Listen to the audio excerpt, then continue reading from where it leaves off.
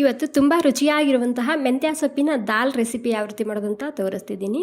1 cup ತೊಗರಿಬೇಳೆ ತೊಗೊಂಡಿದ್ದೀನಿ. ಒಂದು 2 ಸಲ ಕ್ಲೀನಾಗಿ ತೊಳ್ಕೊಂಡು ತೊಗೋಬೇಕು. ಹೆಸರುಬೇಳೆ ಕೂಡ ತೊಗೋಬೋದು.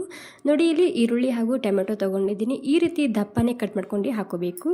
ನಂತರ ಇದಕ್ಕೆ ಅರಿಶಿನ, ಉಪ್ಪು, ನೀರು ಹಾಕ್ಕೊಂಡು ಬೇಳೆನ ಬೇಯಿಸ್ಕೊಂಡು ತೊಗೋಬೇಕು. ಅಷ್ಟರಲ್ಲಿ ಇಲ್ಲಿ ಮೆಂತ್ಯ ಸೊಪ್ಪ ಕ್ಲೀನಾಗಿ ತೊಳ್ಕೊಂಡು ಸಣ್ಣದಾಗಿ ಕಟ್ ಮಾಡ್ಕೊಂಡು ತೊಗೋಬೇಕು. ನಾನು ಸೋಸುವಾಗ ಎಲೆ ಮಾತ್ರ ತೊಗೊಂಡಿದ್ದ.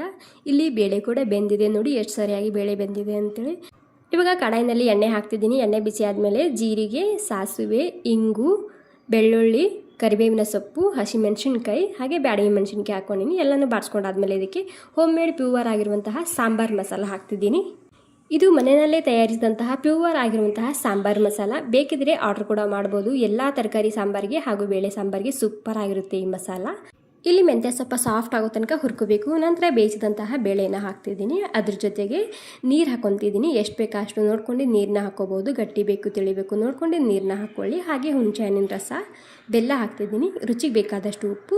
ನಾನು ಉಪ್ಪು ಮೊದಲು ಕೂಡ ಹಾಕಿದ್ದೆ, ಇಲ್ಲೊಂದು ಸ್ವಲ್ಪ ಹಾಕಿದ್ದೀನಿ. ಒಂದು 5 ನಿಮಿಷದನ್ನು ಕುದಿಸ್ಕೊಂಡು ತೊಗೊಂಡ್ರೆ ಸೂಪರ್ ಆಗಿರುವಂತಹ ಮೆಂತ್ಯ ಸೊಪ್ಪಿನ ದಾಲ್ ರೆಸಿಪಿ ರೆಡಿ ಆಗುತ್ತೆ. ಇಷ್ಟ ಆಗಿದ್ರೆ ಒಂದು ಲೈಕ್ ಮಾಡಿ. Thank you.